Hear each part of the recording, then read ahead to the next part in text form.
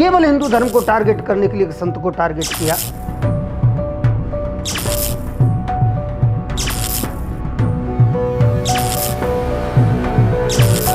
एक तो सबसे बड़ा भ्रम हमने ये पाल लिया कि हम स्वतंत्र हो गए हैं।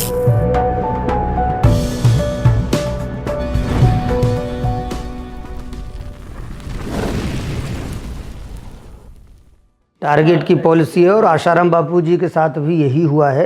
वो भी बहुत ज़्यादा काम कर रहे थे, धर्मांतरण के खिलाफ वो काम कर रहे थे, ईसाई मिशनरीज के खिलाफ वो काम कर रहे थे। आज वो इतनी वृद्ध अवस्था में, जिनको लाखों नहीं करोड़ों करोड़ों हिंदू अपने हृदय में स्थान देते हैं, और उन्होंने इतना काम किया भारतीय सनातन धर्म और संस्कृति के लिए कि हजारों हजारों संत मिलकर भी नहीं कर सकते। वो काम आशाराम बापू ने किया। उन्होंने कितने सारे स्कूल चलाए, उन्होंने कितने संस्कार शिविर लगाए, उन्होंने कितनी इस देश की और धर्म की सेवा की, सब भूल गए हैं। केवल हिंदू धर्म को टारगेट करने के लिए एक संत को टारगेट किया। वृद्धावस्था में उसकी सारी तपस्या को भंग करते हुए अपमानित किया। और वो अपमान केवल एक संत का नहीं है, केवल आशाराम बापू का अपमान होता तो हम सहन कर लेते। वो अपमान पूरे हिंदू धर्म का है, सनातन धर्म का है, हम सारे भगवाधारी संतों का है, वेशधारी संतों का है। तो ये गलत बात है। तो मैं तो कहूँगा कि आज भी आशाराम बापू को तुरंत रिहा करना चाहिए, उनको छोड़ देना चाहिए। गलत बात है, उससे हमारे सनातन धर्म को बहुत बड़ा आघात पहुंचा है, बहुत बड़ा नुकसान हुआ है हमारे धर्म को और हमारी संस्कृति को। तो समाज को क्या करना चाहिए? समाज को इसके लिए जागरण करना चाहिए, आगे आना चाहिए। सब लोग इस चक्कर में बैठे रहते हैं कि हम उनके फेवर में बोलेंगे तो हमारी बदनामी होगी। अरे क्यों बदनामी होगी? जब 10 वर्ष बाद भी कोई प्रमाण अगर नहीं जुटा पाया है न्यायालय, तो फिर सब लोगों को रोड पर आकर के उनको बाहर लाना चाहिए, सबको उनके समर्थन में खड़े होना चाहिए। भाई जब उनके खिलाफ कोई ठोस सबूत नहीं है तो आप उनको बाहर करो। असीमानंद बाहर हुए तो कोई खबरें नहीं बनी। शंकराचार्य जी पर केस चलाए गए थे, उनको दीपावली के दिन जेल में डाल दिया गया था, निर्दोष साबित हुए, और जब वो बाहर आए तो कोई खबरें नहीं बनी, मीडिया में भी खबरें नहीं बनी।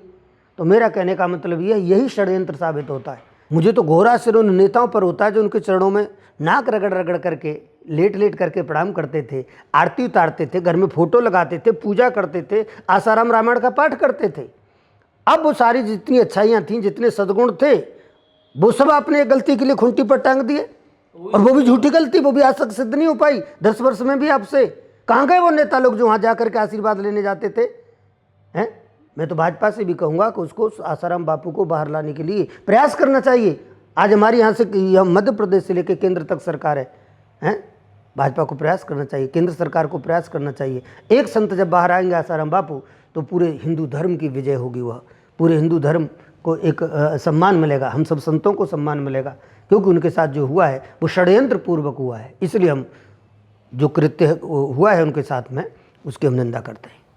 आजकल ये थोड़ा बहुत अनुशासन नाम की कोई चीज़ है, मर्यादाओं की कोई चीज़ है, चरित्र नाम की कोई चीज़ है, ईमानदारी नाम की कोई चीज़ है, ये जो संस्कारों की जो थोड़े से सुगंधी कहीं कहीं आती है, भक्ति और ये सब जो भावनाएँ हैं, ये सब संतों के कारण हैं। इस समाज में पवित्रता है तो संतों के कारण है। व्यक्ति के अंदर धर्म नाम का कोई भय है, डर है, तो वो भी संतों के कारण है। अगर ये नहीं रहेंगे तो लोगों में ये नहीं रहेगा, और जब ये नहीं रहेगा तो एक मनुष्य में और एक मनुष्यतर प्राणी में, पशु पक्षी आदियों में, इनमें क्या अंतर रहेगा? तो ये क्रांतिकारी आवाज़ें हमको उठानी पड़ेंगी। कम से कम संत तो उठा ही सकते हैं। नेता तो इसलिए सच्चाई नहीं कह सकते क्योंकि उनको तो केवल अपनी कुर्सी का मोह है, लेकिन जो संत है वो तो स्वतंत्र है, वो तो अपनी आवाज़ में स्पष्ट रूप से संदेश दे सकता है। मुझे बहुत घोर आश्चर्य इस बात का हो रहा है कि भारतीय सनातन परंपरा, भारतीय सनातन संस्कृति अति प्राचीनतम संस्कृति है। इतने दिन से हम बड़े ही आचार विचार के साथ, बड़े संस्कारों के साथ इसको हम अब तक जीवित रखे हैं। लेकिन धर्म और संस्कृति को जो संत जीवित रखते हैं, वो अपने जीवन में, अपने व्यक्तिगत जीवन की कुर्बानी देते हैं, यानी उसका एक प्रकार से त्याग करते हैं, बलिदान देते हैं। ऐसे संतों को टारगेट किया जाता है। कब?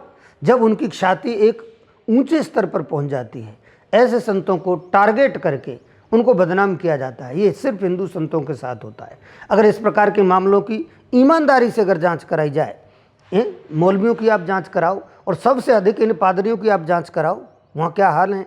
लेकिन आज तक किसी पादरी की ऐसी छवि बताने की कोशिश न तो मीडिया में हुई और न कहीं किसी अधिकारी में होती। एक तो सबसे बड़ा भ्रम हमने ये पाल लिया कि हम स्वतंत्र हो गए हैं, लेकिन वास्तविकता ये है कि स्वतंत्रता के 75 वर्ष बाद भी हम अपने धर्म और अपनी संस्कृति को व्यावहारिक जीवन में उतार नहीं पाए, हम उसको जी नहीं पा रहे हैं। वहाँ जितनी भी ब्रिटिश कंट्रीज़ हैं, वहाँ ठंडक अधिक है, बर्फ़ पड़ती है, इसलिए वो लोग टाइट कपड़े पहनते थे, टाई बांधते थे, जो ये खाली जगह रह जाए तो। यहाँ भी टाई इसलिए बांधते थे कि उनको ठंडी लगती थी, ठीक है।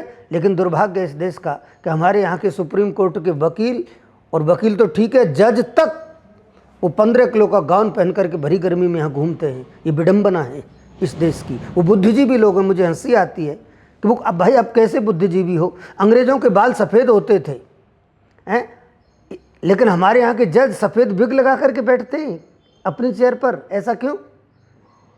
अरे हमको ओरिजिनल रहना चाहिए। आप तो बुद्धिजीवी हैं, आप डिसीजन कर रहे हो, आप पूरे देश को, देश की जनता को आप निर्णय दे रहे हो, और आप स्वयं बनावटी बन के, डुप्लीकेट बन के बैठे हो। विग लगाने का क्या तात्पर्य है? भरी गर्मी में गाउन पहनने का क्या तात्पर्य है? इसलिए मैंने, जब मुझे गाउन पहन करके डिग्री लेने की बात कही गई, मैंने पीएचडी की विक्रम विश्वविद्यालय से, तो 2014 में हमारा कन्वोकेशन हुआ, तो मुझसे कहा गया कि आप गाउन पहने। मैंने बहिष्कार कर दिया। हमने कहा हम संत हैं और हमारा जो सम्मान है वो हमारे वेश में है, तो हम संत वेश में डिग्री लेंगे, आपको देनी हो दें, नहीं तो फाड़ के फेंक दें। तो परिणाम ये हुआ कि मैंने शायद देश में पहली बार संत वेश में डिग्री ली पीएचडी की, और उसके बाद में फिर 4 वर्ष तक लड़ाई लड़ी, और पूरे देश में धीरे धीरे करके आज आप देख रहे होंगे, पहले मध्य प्रदेश से शुरू हुआ और अब करीब करीब पूरे देश में हम हमारी गणवेश को स्वीकार कर लिए। और जो गुलामी का प्रतीक, अंग्रेज़ों की गुलामी का प्रतीक जो गाउन था, वो धीरे धीरे बाहर हो रहा है।